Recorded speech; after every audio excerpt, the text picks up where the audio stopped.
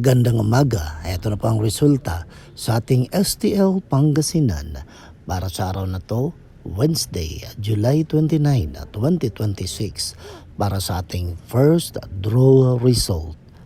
Maghanda na kayo at heto na, ibibigay ko na ang resulta ngayong araw.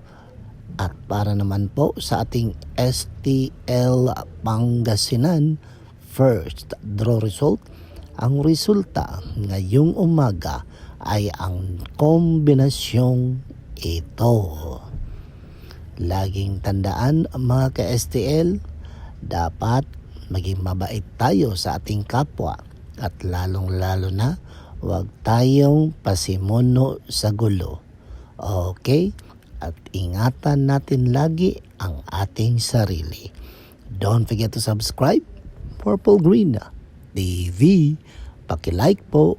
Thank you.